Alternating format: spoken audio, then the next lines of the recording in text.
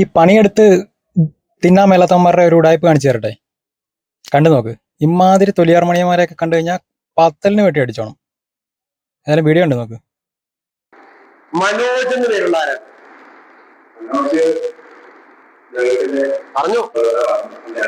വാ മുന്നോട്ട് വാ.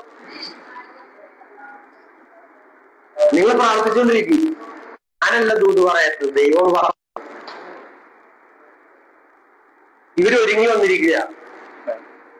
മനോജ് സ്വന്തം ആങ്ങളെ ആണോ? പ്രവാചകന് കുഴപ്പമൊന്നുമില്ല. നമ്മൾ റിസീവ് ചെയ്യണത് റെഡിയായിട്ട് വന്നു കഴിഞ്ഞാൽ ദൈവം സംസാരിക്കും. മനസ്സിലായി?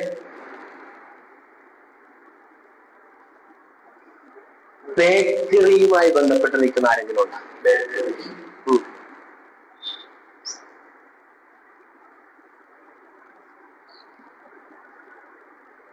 സമയം ആലോചിച്ചു.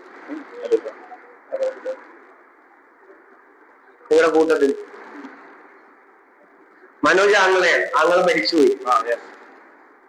പ്രാർത്ഥിച്ച്, എല്ലാരും പ്രാർത്ഥിച്ച്. രാമ ശാബാല രാമാന ദീമാന ജാതാനി രാമ ശാബ രാമ. ബേക്കൽ ജംഗ്ഷൻ പറ.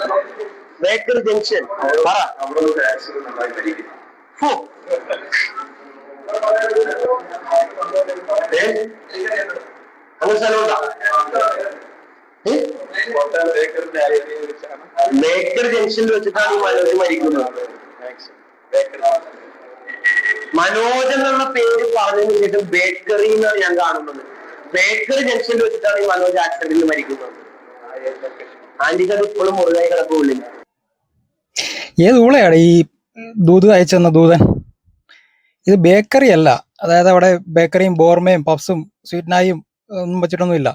ബേക്കർ ജംഗ്ഷൻ, കോട്ടയത്തെ സ്ഥലമാണെങ്കിൽ ബേക്കർ ജംഗ്ഷൻ. അയാൾ കോട്ടയം എന്നല്ലേ പറഞ്ഞേ, ബേക്കർ ജംഗ്ഷനാണ്.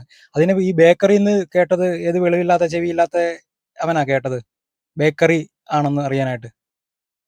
എടാ വയ്യേടേ നിനക്കൊന്നും. നിർത്തിയിട്ട് പോ, വല്ല പണിയും ചെയ്യും. ഇല്ല ഞങ്ങൾ ചെയ്യുന്ന വല്ല റിയാക്ഷൻ വീഡിയോയും ചെയ്തെങ്കിലും പൈസ ഉണ്ടാക്കാൻ നോക്കും.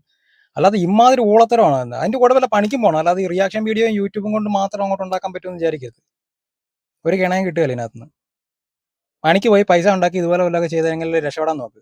അല്ലാതെ റിബലല്ലൊക്കെ ജബല ജബല ജബല ജബല എന്ന് പറഞ്ഞിട്ടാണോ കാശുണ്ടാക്കുന്നത്?